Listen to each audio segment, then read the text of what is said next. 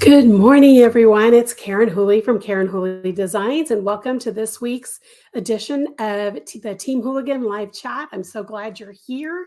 For those of you, before we get started, who don't know that much about me, or this is the first time you're watching, you can learn everything there is to know about Karen Whooley Designs at KarenWhooley.com. That's the link right there below. Make sure you check out everything from to patterns. And while you're there, make sure you subscribe to my newsletter. I have a direct link to my newsletter right here at the bottom. Newsletter subscribers get 25% off all new releases, and I have another new release coming November 9th. So if you subscribe now, you'll get that discount coupon. You'll be the first to know about sales, events, new classes, new patterns, everything. So make sure you subscribe to my newsletter. And also, if you're not watching this on YouTube, this is my YouTube channel. You can click or go to that link and subscribe to this the channel. And while you're there, make sure you hit the thumbs up on this video. That helps me with getting into the algorithm so that more people see my lives when they go live. Also, by subscribing, you'll know as soon as I go live that I am on live and you're ready to, you can come in and watch at any time. If you're not watching on Rumble, this is my Rumble channel. I'm not live streaming right now to Rumble, but I immediately after these lives, I upload the video up to Rumble, and Rumble actually has become my most popular place to be watched. So make sure you check out Rumble. All my lives are there. I've been posting some videos there as well, different crochet videos, and I'll be doing more video, and we'll talk about that later, but I'll be doing more videos later. And the other place you might want to follow me is on Instagram at Karen Whooley. That's where I am most active. I try to post there at least once a day. If not, I try to engage on my posts when I can. So make sure you follow me on Instagram as well. So I'm going to head over to the chat room. I see you guys are getting a little active in there. So let's see.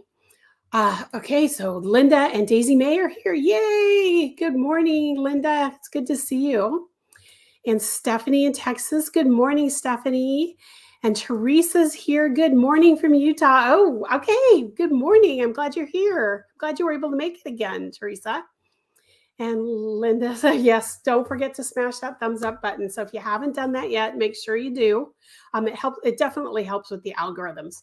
And guys, I'm a little brain foggy today. As most of you know who were here last week, last Thursday, I had my first treatment of this 3-round cycle or 3 treatment cycle. I have my second one tomorrow. And so the brain fog actually didn't hit until yesterday. And yesterday was a big brain fog day. Today I'm a little better. But so if I sound a little funny or a little off, you know why. Renee's here also. Good morning, Renee. I'm glad you're here. It's good to see you. Okay, so I'm doing okay. I haven't had, for those of you who have been following along on my cancer journey, and those who don't know, I was diagnosed in January with bladder cancer. I am tumor-free as of May. They told me I was tumor-free and cancer-free. And then I had my first round of maintenance treatments in July, and I'm still tumor-free in September. So now I'm doing my second round. I have 2 more after this round. It's quarterly every 3 months or so. It depends on how the appointments hit, but it's quarterly. So by summer, I should, as long as I stay on the tumor-free path, I should be okay. But every 3 months, you're going to see me kind of getting pale and not feeling okay, but just brain fog. So, and I'll let you know if I'm not feeling well and I won't be able to go on these lives, but I am. So far, so good. Pain-free this time. So that's really good. It's more of the other side effects like the brain fog, the being tired, exhausted all the time. And I don't know if I told you guys this, but when I was going through the first round of treatments, the full 6 weeks treatment before they told me I was tumor-free, one of the side effects is that I get flu symptoms, really severe flu symptoms. And they've adjusted all my allergy medicines because it was like it was activating my sinuses more than anything else. And I was sneezing all the time and runny nose. And I felt like I was sick, but I wasn't sick. And so when they adjusted all my meds, that seemed to fix it. But this time around, I've been sneezing a lot, even though I'm on my meds. So I don't know if there's something in the air that's affecting me, but if I start sneezing, you know why? It's just my sinuses. It's so weird because usually when I'm sick, it's my sinuses. I have a fever. I'm, get the chills and all that, and it's just all I do is sneeze. It's like allergies, but not really allergies. So interesting. It's very, very interesting. Linda, thank you. Linda, I appreciate it. I appreciate all the prayers, and Teresa too. Thank you. I appreciate it. I will take all the prayers I can get, just to keep going. I've had a really good attitude about the whole thing. Prayer has kept me centered and all that, but oh my goodness, it gets tough knowing that every 3 months I have to do this. So hopefully once the year is over, the whole year of the maintenance is over, and I'm still cancer free, all I have to do is just be checked every few months. I'm not sure what the schedule is at this point. They haven't told me, but I'm assuming it's going to be every few months for a while. So that I can deal with. It's the treatments that can be really rough. So yeah. Linda says, I'm sneezing. Oh no, I'm sorry, Linda. Daisy doesn't like when you jiggle the bed. My cats do the same thing. If I sneeze at night, I feel them both jumping off the bed. Same thing with my husband, and he sneezes or anything, they both just jump right off the bed. Okay, so let's get started with today's stuff. I have a few things to share. I've got another list today. I'm getting good at making my lists ahead of time. The first thing I want to do is remind you guys about, I know she has a few kits left. I don't know how many, but not very many. But the Chaos Fiber Arts Advent Kit, Time to Make the Donuts. I showed it out to all of you guys last week. She's still promoting it, so I know she has a few kits left, but I have a feeling that they're very limited. So if you haven't checked it out, make sure you go to last week's video to see all the details on the website, but this is the link. And I just wanted to make sure that you guys heard about it again, because I'm really excited. It's one of my favorite patterns, I think, that I've ever designed, ever. So make sure you check it out. The pattern will not be available until next year, probably around November, December next year. So make sure if you want to get it ahead of time and you want to get the yarn that I actually made it in, make sure you check out her website. It's the Chaos Fiber Arts, and it's the Time to Make the Donuts Holiday Yarn Kit.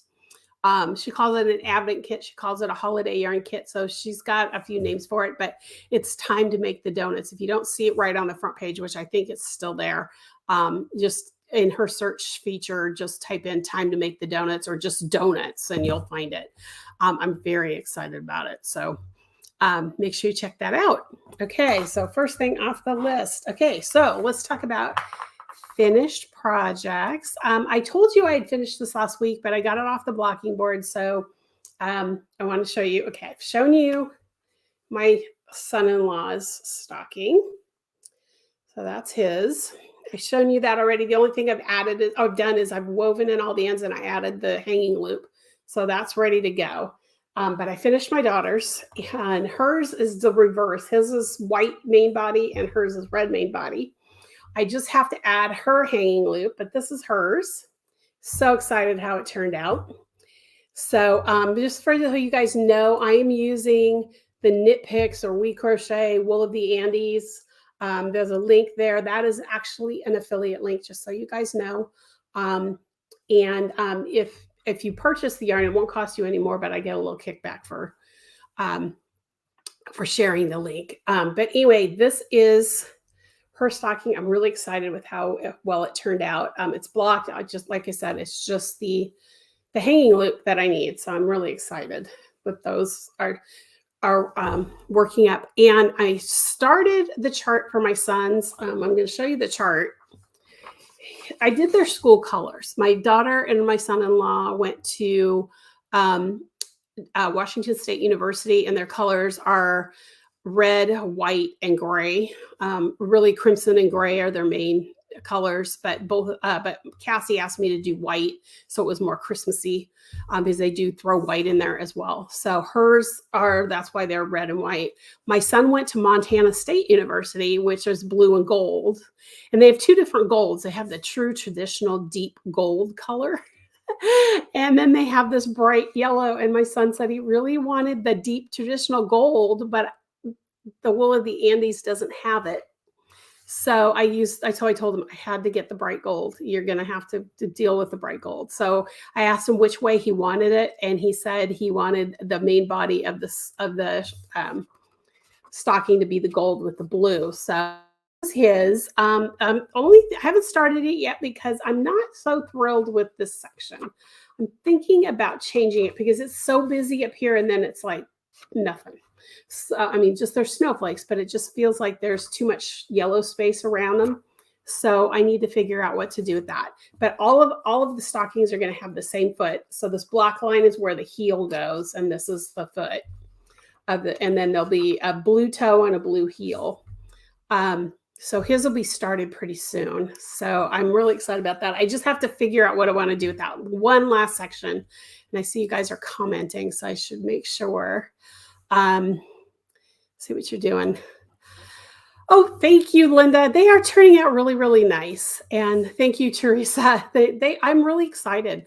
This is the first time I've done anything with so much color work. I knit my son mittens when he first went to Montana State, and they had paw prints on the inside, and it said cats because they're the bobcats on the hands. But they're mitts, so they're not that much. And then I made a WSU skull cap for Tyler, my son, because originally he wanted to go to WSU as well, but it ended up he went to Montana and my daughter went to WSU. So so this is the first time I've done so much color work and knitting, and I'm really enjoying it because it's relaxing for me for some reason. And I do it when I'm watching football. That's when I finished my daughter's stocking, not this last weekend, but the weekend before. So I'll probably start my son's this weekend watching football. So there you go. That's what I do. And thank you, Renee. I like it too. I do like it for Tyler's. This one is bothering me because it just seems like there's something more. So I'm going to play with it a little bit this week, probably tomorrow, since tomorrow, other than wanting to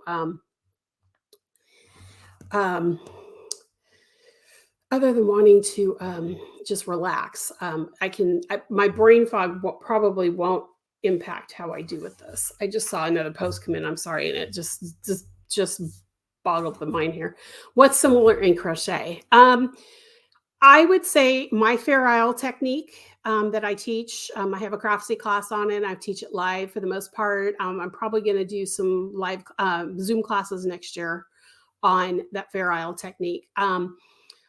Mosaic crochet, yes and no, not really. It's more of, I would say, just standard color work in crochet, because the thing about knitting in multiple colors is that you're carrying the yarn. So tapestry crochet would probably be a little similar to what this is. What I like about these stockings is there's only two colors being carried every time, and that's the way I teach Fair Isle crochet. Every row only has two colors. I mean, you can do it with more than two colors, but I always find with crochet, it gets bulky in the back, or just bulkier fabric. And it's easier to see the colors if you're working over the strands. If you have more than one color that you're working over, it tends to open up the stitches and you see the colors underneath the stitch. So that's what I would say is either tapestry crochet or my technique of Fair Isle crochet are probably the closest. If I were to crochet these, which I thought about doing, but I wanted traditional Christmas stockings, that's why I knit them. If I would have crocheted these, I would have not done them in my Fair Isle technique, though. That's what I would have done. I need to knit up stockings for myself, my daughter, and her fiance. Not good at color work. It takes a while. I learned the color work base to do color work basically on those mitts and the hat that I did for my kids. And then last winter, I made a sweater for myself that just had the yoke color work. And I'll give you a tip if you're a knitter and you are finding that you are knitting color work like this too tightly and everything just kind of tightens up on you. Knit it inside out so that the floats are on the outside and your work is on the inside. And that helps with, I mean, I still get tight once in a while, but it has made a huge difference with being able to not have everything cinch up. And then, where it's getting tight, I can actually block it out because it's not so tight anymore that it's not going to block out. So that's really good. A really good tip that one my local yarn shop mentioned to me. So, and then Linda says, you love my sun stocking too. I can't wait to get that started. Those colors, I'm kind of tired out of red and white. So it's time to do something different. So I'm excited to get to blue and gold. After Tyler's, I'll be doing one for my husband. And then, of course, mom's always last. So I already know mine's going to be blue and white. I just haven't decided if I want a dark blue and a white or if I want like a light blue. So it's like the lighter Christmas blue and white. My husband, I have no idea what we're going to do yet. We both went to California State University at Chico, and their colors are red and white and black. And I really don't want to use black for Christmas. That's just for me. So that's why my husband and I are going to pick our own colors. So that's kind of what I'm working on. That's just kind of like my projects that are so I can, my brain can relax because I'm literally following the chart. I mean, I have the chart printed out. I'll show you in bigger. So each one of those squares is one stitch. So, and I don't have it here, but I have a magnetic board that I put it on with a magnetic line blocker that I just move up as I do it. So, I figure out my row and then I knit it. And then I figure out my row and then I knit it. And that's, for me, that's really relaxing, which is really odd because it's monotonous because it's just knit stitch, but it's changing colors that make it, I guess, a little more relaxing for me. So, okay, so that's what I finished. Now, let me show you a couple works in progress. First thing, I think I showed you guys the yarn last week. I can't remember if I had started it or not. This is from the Fiber Seed.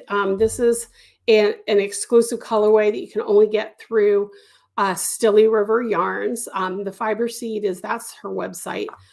This is called Little Bungalow, and it's Stilly River Yarns exclusive colorway for her. It was for her anniversary, but I think she still stocks it every once in a while. So I've had this for, she's been in business, maybe 4 or 5 years now. And I've had this since her first anniversary. So I finally decided I want to make myself a pair of socks. So guys, I'm knitting a lot right now. So, but this is something small that I can carry to the doctor's office while I'm waiting for treatments and stuff like that. So this is the sock. I'm up to the foot now. I've already turned the heel. I'm going to try to get these needles in a way here.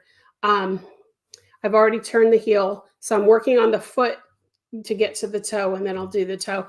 So I'm actually right now at a very good spot to bring it to the doctor because it's all just even rows. Last night I decided while I was watching television to finish the decreasing from the heel to get to the foot size so that by the time I went to the doctor tomorrow, I didn't have to think about decreasing. That's for me, if I'm not doing that all at once, my brain forgets where I'm at. And even I'm good at reading my knitting stitches, but not as good as I am with crochet. So sometimes I lose where I am in the decreasing because you decrease around and then you do work even and then you decrease around. And though I know what to look for, sometimes I don't see it. And now that I have brain fog, I really don't see it. And I don't want to make a mistake because I really want these socks to turn out really cool. So It's just a cool little, I'm going to put the hand in there so you can kind of see the stitch pattern. Can you see the stitch pattern? It's a 6-row repeat. It's really just easy to do. So what I did was the original sock pattern had a 11-row repeat, and I didn't like this flat stockinette area. I didn't like what they did underneath it, so I switched it up to a 6-row repeat where it's just 2 rows of a twisted knit stitch, and then 7 stitches of purl, and then it's the twisted stitch, 2 purls, 3 knits, 2 purls, and then repeat, repeat, repeat. But the original pattern stopped at the leg, and then the foot was all stockinette, like the bottom of the foot is here. I decided to bring that whole pattern down through the top of the foot. So that's what I'm doing. It's really kind of a fun pattern if you're a knitter and if you like to knit socks. Let's see here. Linda started a Salati point for her cousin who's calling counts. Oh, pretty. I can't wait to see it when it's done. Make sure. And you love this color. Yeah, I wanted autumn socks. So that's why I've got autumn socks. Okay, so now I've got a crochet project to show you guys. Hang on, let me put this back in the bag. Okay, so last week I showed you that I had yarn from, what do you call it? From Bigfoot Yarn Company. It was 2 colors. It was like a purple and a speckled white background with speckles that matched Motown and Cotslow Beach. Well, guys, I finished it. three shawls, 3 weeks. So I have crocheted in the last 3 weeks 2,100 yards of fingering weight yarn, at least. It might even be more than that now that I'm thinking about it. Probably closer to 2,500 yards of fingering weight. So new project starting on the hook today is Sorella Yarn. I've shown this to you before. This is a limited edition yarn, but I'm still going to use it for a project that I'm going to do in a pattern because this might be something that she brings back at some point. But the way Sorella works is she does collections. She has her tonals that she does all year long. But what she does is she has them seasonal. So she has her autumn tonals, she has her winter tonals, she has her spring tonals, and she has her summer tonals. And then in between, so all autumn right now, she's got her autumn tonals. When she switches to winter, those tonals will go away and just her winter tonals will be. But then next fall, she'll have her autumn tonals back. That you see how that works. But then in between, she does collections. And last year she did a collection, the Disney collection, and that's what this one was part of. This is her Haunted Mansion colorway. Now, she is such a huge Disney fan that I cannot even imagine that this yarn won't come back. It's purple and kind of a minty, tealy green, and the purples are tonal and the greens are tonal, and there's a little bit of gray in there. So it kind of gives you that Halloween-y feel to it. Haunted Mansion colors. If you've ever been to the Haunted Mansion at Disney, whether it's been Disney World or Disneyland or anywhere else. I don't know if anywhere else in the world has the Haunted Mansion, but these are kind of the colors you see repeated through the ghosts and the characters and things like that. So I'm going to be doing another project with this. I have two hanks of this that I'm going to try to use almost every little bit for another project. And my goal is to get it done by Monday, which I think I will because the pattern is already developed. I just need to crochet it. And that's the other cool thing. I mean, if there's anything that's cool about having cancer treatments is that the first few days you just can't do much anything else. So I get to sit and crochet for the most part. Tomorrow, I'll probably be sitting and crocheting in my bed just because that's how it is. The first 6 hours after the treatment, I need to be near a bathroom, so it's just easier to be laying in bed, and it's easier to lay with my feet straight out than down in a chair or anything like that. So that's what I do. So that's what happened last week is I got almost half that shawl done with the Bigfoot yarn company's yarn.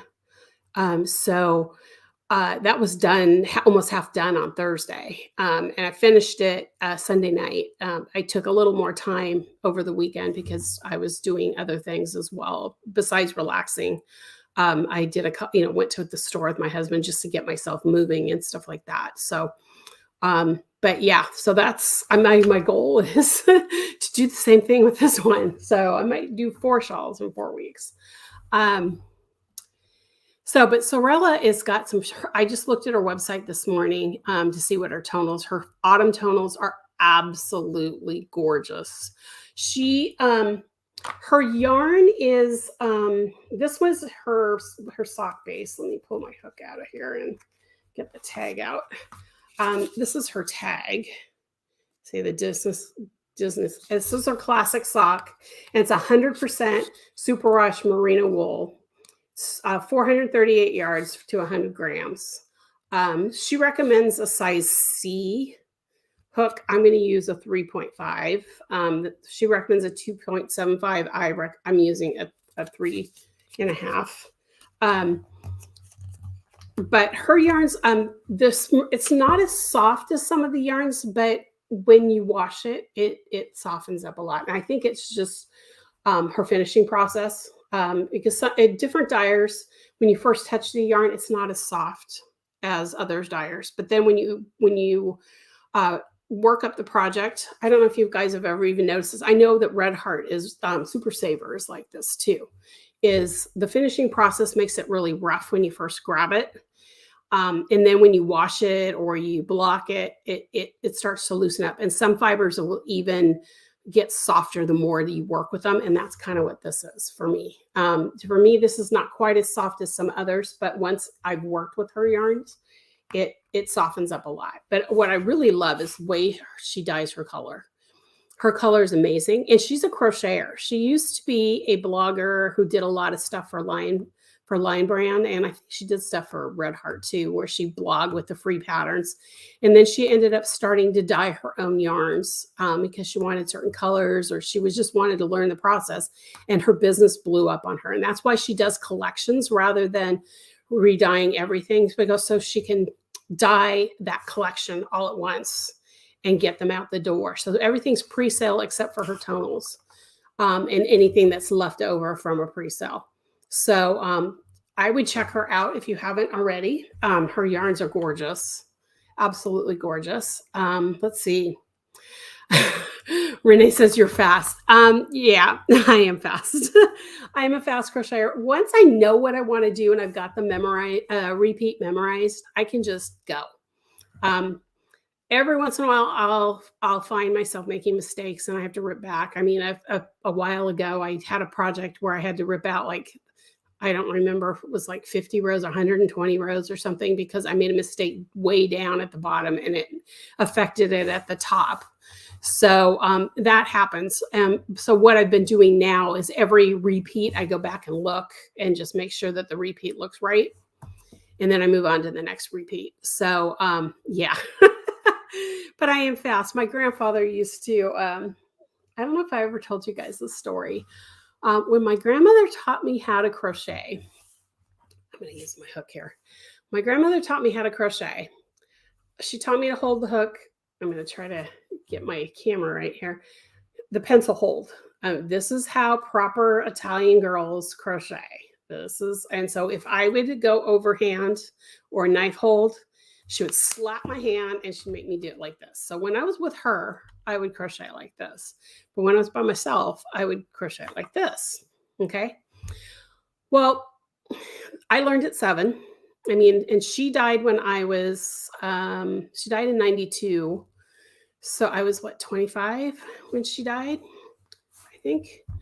And then my grandfather, her husband, lived for another 5 years after that. And at the end of his life, the last 4 or 5 years, for the last 4 years of his life, I think 3 or 4 years, he was in a not really a nursing home, and not really a full, well, it was a full-on care place, but it wasn't, I wouldn't call it a nursing home. It was more like a rehab center, because he had fallen and he fractured his back.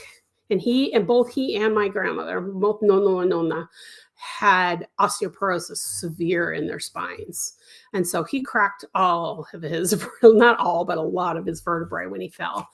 And so he could walk, but he needed a lot of help. That first year he was living with my parents, and then he got to be too much for my dad to help him into the shower and all that stuff. So they put him into a rehab facility. And I went to visit him one day, and I was crocheting something. I don't know what I was crocheting anymore, but I was sitting there and we were talking, and I was looking up at him, but every once in a while I looked down. At one point when I was looking down, all of a sudden he went dead silent. And I said, "What's wrong?" He's staring at my hands and he goes, "What's wrong?" And he's looking at me and he's like, "You're faster than your grandmother ever was." And then None never was. And I went, no, it's because I'm holding the hook the way I want to hold it, not the way she was forcing me to hold it. And because he remembers her slapping my hand and telling me, no, you gotta hold it like this. But I'm grateful to my grandmother for teaching me to crochet this way.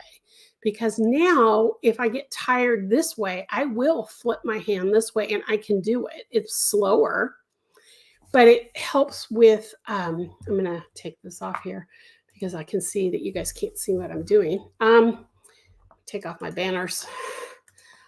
When sometimes when you crochet for a while, your wrist gets sore. So I can flip to this and go slower, and maybe for the next, 15, 20 minutes, work this way. Or sometimes you're working on something that's on the smaller side, and you need the leverage that this gives you rather than this gives you, to work a stitch in a certain spot. I know when I'm working on stuffed animals, that kind of thing, which I haven't done in a lot of years, but I tend to work pencil hold with those because as they get tighter at the top, especially when you're working something really tight, this seems to be more relaxing on my wrist. So that's just a little something that, just a little sidebar about my grandmother and how I learned to crochet and all that stuff. So there's Kelly. Good morning, Kelly. Good to see you. I'm glad you popped in. Hope you're doing well. I guess you're in a proper, you use the knife hold too. There's something about the knife hold for me that's just, it's easier for the most part. But like I said, being able to do it both ways. Well, you have to understand too, my grandmother learned to crochet from her grandmother in Italy, and she did all the thread work. I think I've shown you guys her bedspread, but I might bring it back on. I have it in the closet in my closet here. But she did all the thread work. She used to do altar cloths for the churches and doilies and lace edgings for clothing and pillowcases and all that kind of stuff. So, her father was a businessman in Italy in a little town called Guamo. And so they were one of the wealthier families in their little town because he owned a business. And my grandfather worked for him, but that's another story. But anyway, so, she learned all of the arts and stuff like that. So, this is how she learned, and this is what her grandmother told her was the proper Italian girls hold their hooks like this. And I would love to go back to Italy and see some of the knitting and crocheting circles to see how they crochet, if they're all like this or if there's some that are doing this nowadays. But I know that this is what she called the proper way. Assisted living center. That's the word I wanted.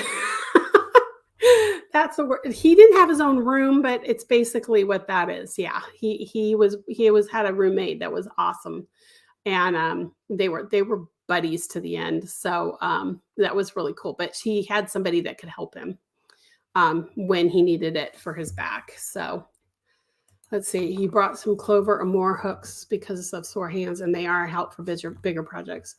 Yeah.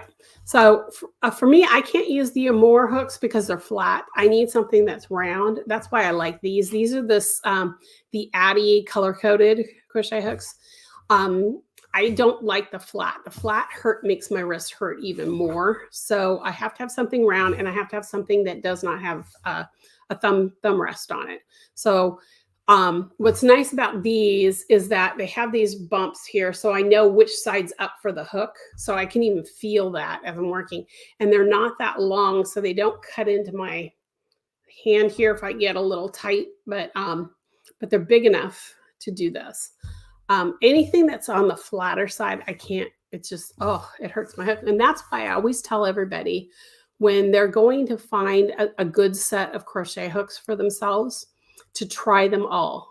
You know, buy one of every brand that you think might be interesting for you to try to use. I mean, whether it's Furls, whether it's Addie, whether it's Clover, whether it's the Tulips, whatever the brand is, try one of each hook and really, you know, either use it for an entire project or at least halfway through a project to get a feel for the hook. There's three things that I need. I need a little bit bigger handle on them. I need to have no thumb rest. And I also need to have a longer shaft on the hook after the head and the where it's, mine is not an inline.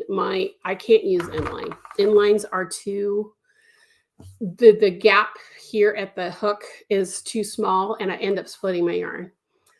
So mine are not inline. So that means it tapers here at the tip where the hook is.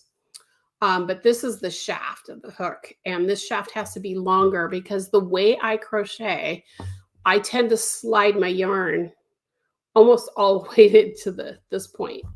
So, you know, there's some hooks that only have this much hook and the rest is handle.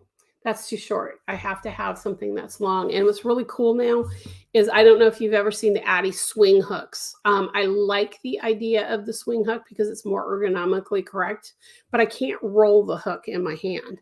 But they used to have them where this was really short, but now they've started making them with longer shafts on the hook. So I may go back and try the longer shaft because of the ergonomic part of it, just to see if it makes any sense for me. But for right now, these are my favorite hooks.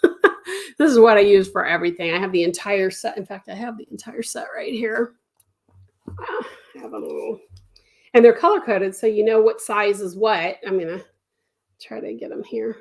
So they're color coded, so you can see my missing hook right here is the one I have in my hand. But because I don't have any other crochet projects going right now. But these are what I use. Let's see.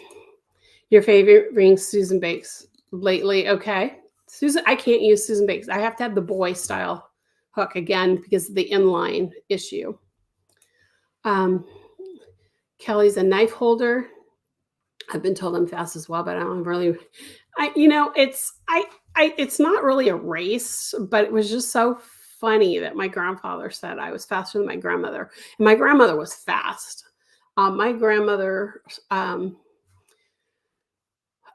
when she was teaching me, I kept telling her to slow down because, you know, she's doing all these, you know, triple and double triple and triple triple. Because if you think no lace work, true cotton thread lace work that comes from Italy and Ireland and all that, they all have those taller stitches. And having her teach me those, first she's speaking in Italian, so my brain has to think in Italian. And then she's just like, I was just like, no, stop, slow down. But then once I started crocheting more and more like this, so when I was at home, I was always crocheting like this unless my mom saw me, and then she made me turn my hand. But and my mom is not a crocheter, but she knew that.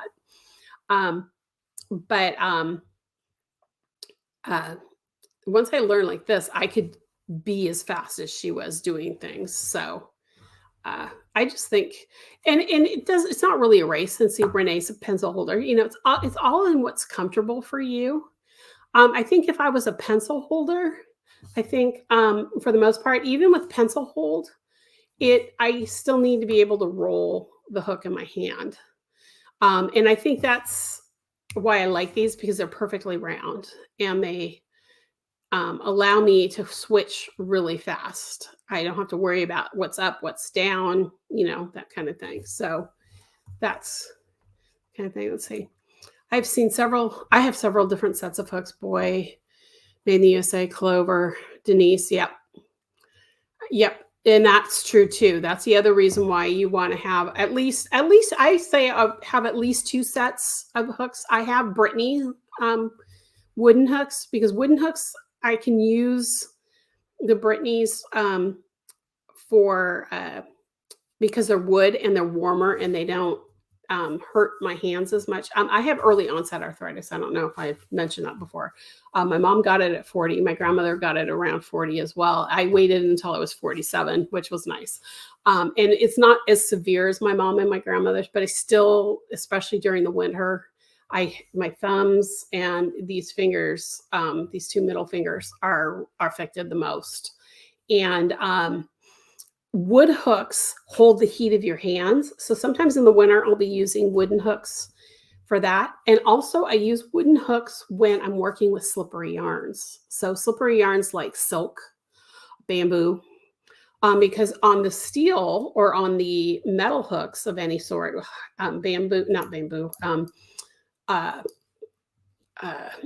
regular crochet hooks, and even the steel hooks with those types of yarn, they slide too fast. They call them fast. They call the metal hooks fast hooks because the yarn slides really well on them, where the bamboo and the wood hooks are slower because the fibers want to stick to the grain of the wood.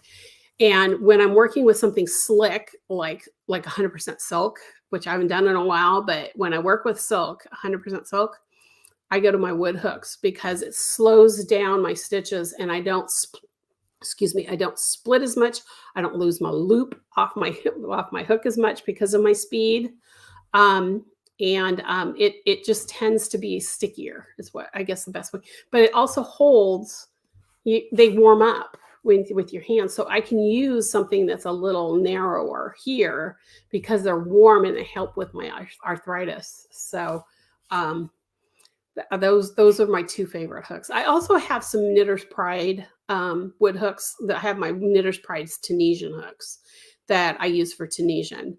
I also have a Denise set of Tunisian hooks, interchangeable, and I have the newer Denises, because the old Denises, before they were bought by the people who own them now, I don't know if you guys remember the way they used to make the molds for those hooks. They would have ridges and everything would split or cut the yarn. The new versions now that are out there of Denise make some really great interchangeables, and they stay locked. So I used to have problems with the ones that were in the plastic kits. That was the old company, the plastic boxes that you could snap them in and out. Those would come undone all the time. I don't know what they did to the connections, but they made them so much better now.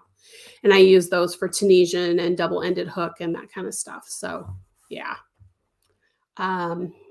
Linda also says she had boys in China and Mexico. I wish I had a set of boy from Mexico. Those were the best hooks ever.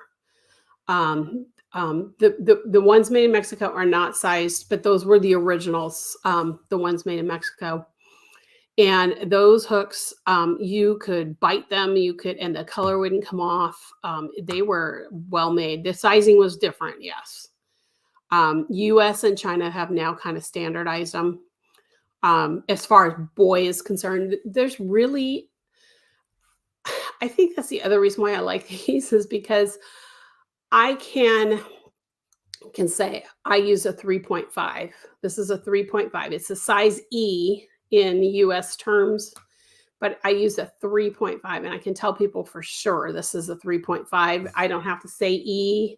If I say 3.5, they know that this is a 3.5 millimeter hook. Back when I learned how to crochet, and back in the 80s and in the early 90s, I mean, they've gotten better at standardizing, but still, if you look at a 4.0 crochet hook, it can be either a G or it can be a 7. Some people will call it a G. Some people will call it a 7, like a knitting needle. It's a 7 is a 4.0 knitting needle. I wish someone would just say, hey, okay, these are the letters if you're going to use the letters. Or I don't know why they had to go with a lettering system. Why didn't they just use the same system that knitting does with the numbering system? That's just me. I don't know why, but it's just interesting. There's a different coating on the boy hooks. Yep, some are slippery and some have a lot of drag. Yep, that is true too. That's boy bounced around where they made and you notice the difference when you do them. But the style of the head of the hooks are pretty much the same. I still have my original boy hooks. Those are the ones I learned on. Let's see if I got them right here. Oh, they're buried. They're buried in the drawer that I need to clean. But I have the original boys that I had, and they're the US made ones. So I have 1 or 2 that are made in Mexico, but my original set that my grandmother gave me in 1974 or 75, whenever she bought them for me. She bought me the whole set with a case. The kind that you see like at Michael's where they have the case, they're blue and black now, I think, the cases, and with the zipper, and then they have the slots with all the, mine is actually rust color because it was the 70s. So that's what I have. But I still have the original hooks, and I still pull them out from time to time. I don't use them as much as I used to because it used to be the H. That used to be my favorite hook to use for bigger weight yarns. And I chewed on it so much that I've gotten down to the metal now, and it catches on everything. But you could always tell which was my favorite hook when I was learning. So there you go. Okay, so I showed you my stockings. I showed you my socks. I've got. Okay, so we talked about, I think last week or the week before, that I'm going to do a sample sale of all my samples. And Laura's not here, but I did send Laura an email because she owns a shop and she was talking about wanting to do one of my patterns, but I was hoping she'd be here, but she's not. But I want to let you know, I just finished this morning listing all of the samples that I'm going to have in my sample sale. It will not go live until Monday. November 1st is when the sample sale starts. If you have not subscribed to my newsletter, subscribe to my newsletter, because that's the only place other than social media that you're going to be able to get the link. It's not going to be on my front page right now. I might a little later in the month put it on my front page, but I want to give my newsletter subscribers first dibs. So if you're not a subscriber to my newsletter, subscribe right now, because Monday morning you'll get an email from me with the link how to get to the sample sale. I have 30 items right now. There's a couple that I'm kind of like waffling with whether or not I'm going to sell those samples or not. I have socks, I have shawls, I have garments, including Modern Metro. So if you want the original Modern Metro, that is up for sale. I have one kid's garment, I have shawls, I have socks, I have cowls. I have one hat and cowl set that's going up for sale. Hang on, guys. Let me go. I have it here on my screen.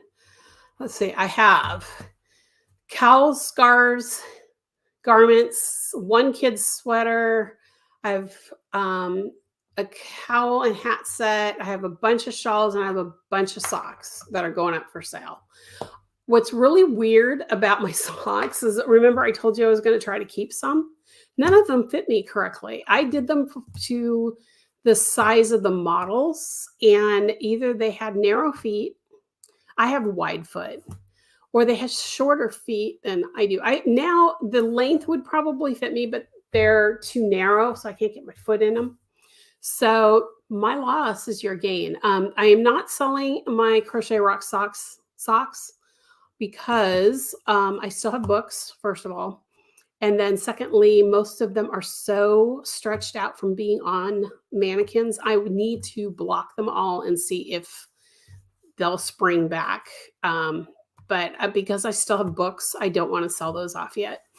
And those I know fit my feet because they fit my daughter. She was one of the models for those socks. So, and she and I have the same size foot. So those might keep for myself because I love them so much, but everything else is up for grabs. I think there's 30 items, if I remember correctly. Let me just pull that up for myself. They're not listed on my site yet, so I'm in the back, in the background, looking, but I think it's, yeah, 30. I have 30 samples up for sale. And what I decided to do is nothing is higher in price than $35 for pieces. The prices range from $15 to $35.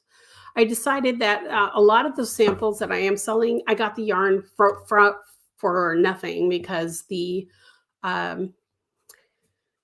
dyers wanted me to use their yarn. So that's why I didn't put the yarn pricing in. The ones that I did pay for the yarn, they are a little bit higher than what you would expect.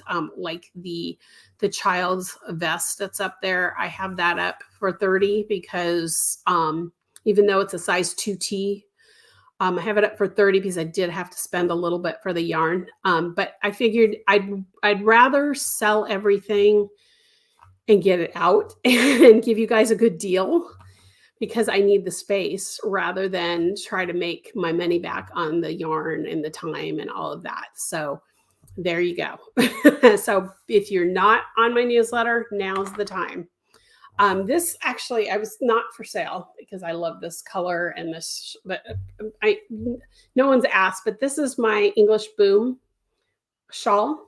I'm kind of wearing it as a cowl-ish / scarf right now because it's really chilly in here. But if you're looking for something in DK weight, this is a great little pattern. It's super simple too. So I wanted to, this was one of the samples that I was wavering on. And then I decided I like the color too much, especially for this time of year. So, and I can wear it as a cowl because it's a rectangular shawl, but I can wear it as a cowl or a scarf or, you know, a little wrap or whatever. So that's what's going on there.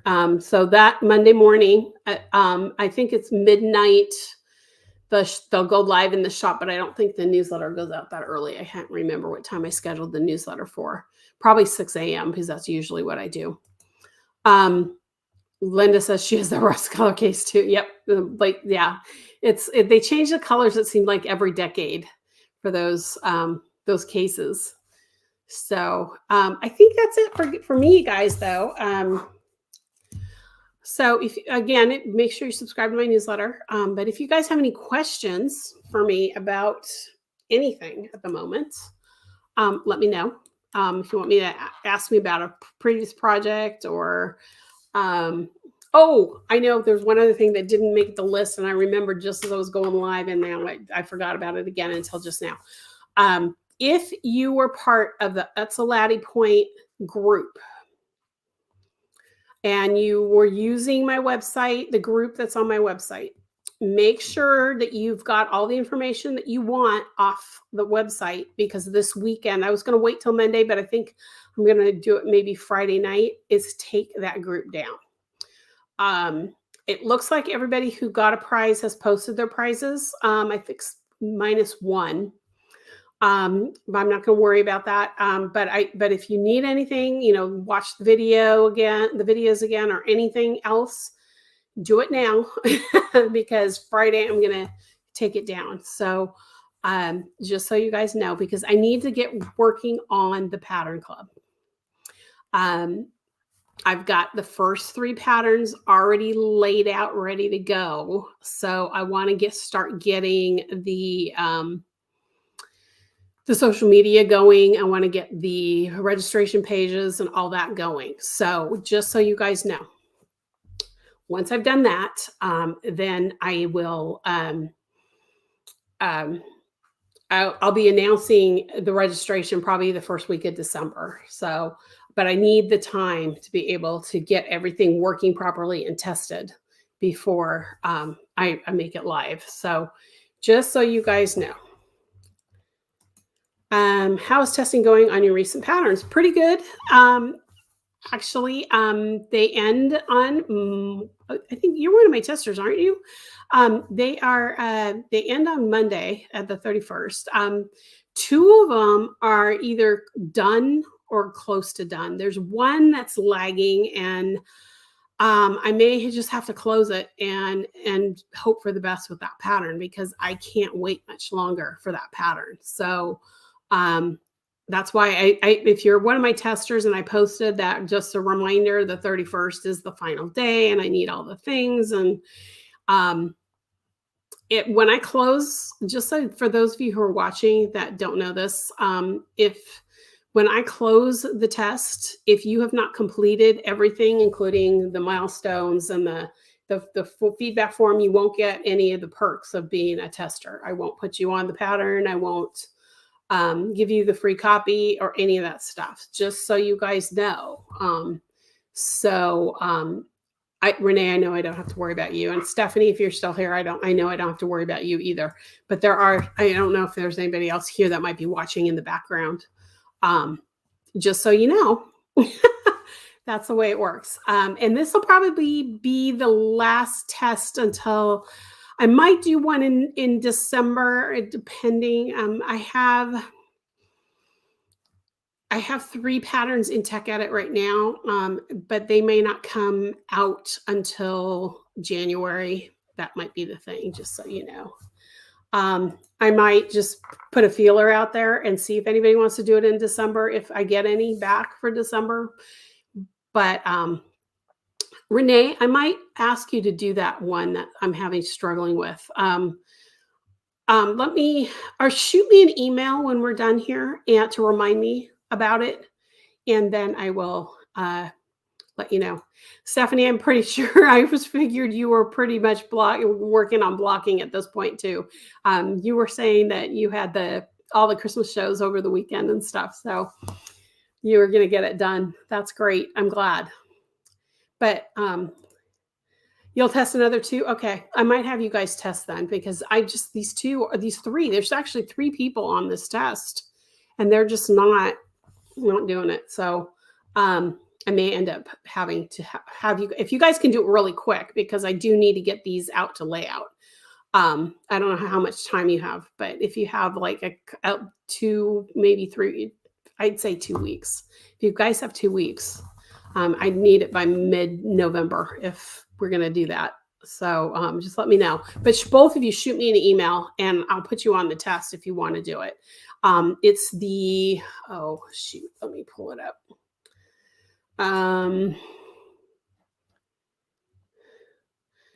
Yeah. It's, I'll take it back. One of them did finish it. She did finish it. I forgot. She finished it a while ago, October 8th. The other 2 haven't reported in weeks. But it's my consequential test. So if you're interested, just let me know.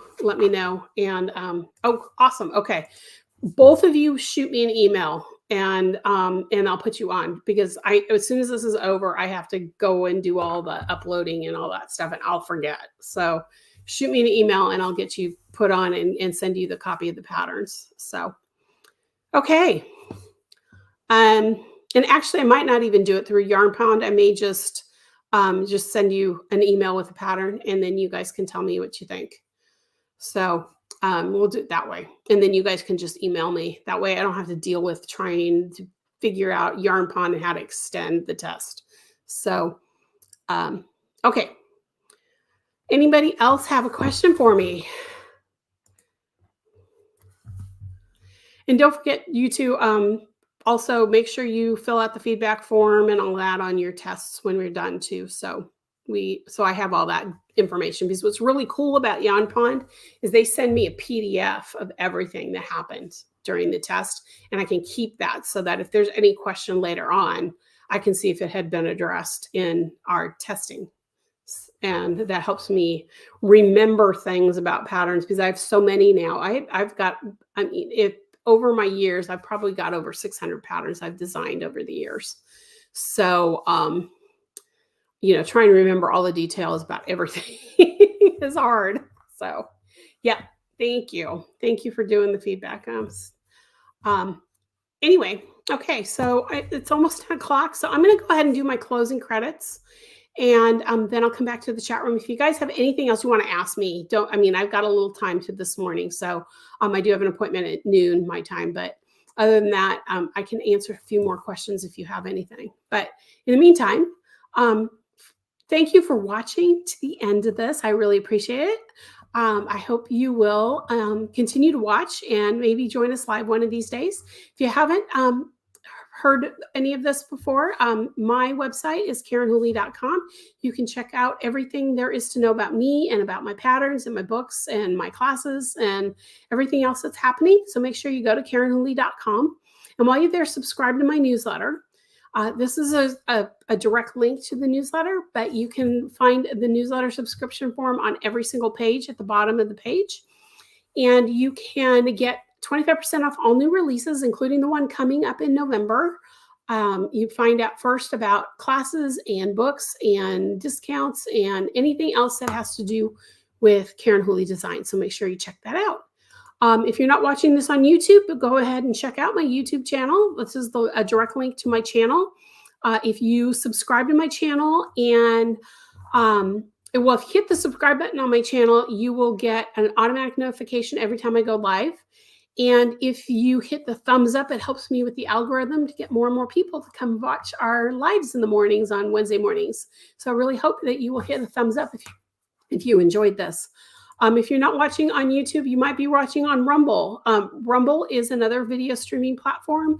And if you're not watching on Rumble, you check out my Rumble page or my Rumble channel. This is the link there. Rumble actually has more followers than YouTube, which means I'm growing there. Right now, I'm not live streaming. I'm hoping maybe sometime next year, I'll be able to start live streaming simultaneously to Rumble and to YouTube. I'm checking that out. But right now, I upload after the fact. The last place you can follow me, which is where I'm the most active, is on Instagram. Make sure you follow me at Karen Whooley. I try to post at least once a day. And if not posting, I'm doing stories or I am interacting with you there. So make sure you check it out on Instagram. So I'm going back to the comments. No more questions. So I'm going to sign off. Have a great day, guys. I will see you next week. If you have any questions, though, for me, you know how to contact me. But in the meantime, have a great week, and I will talk to you soon. Bye, y'all.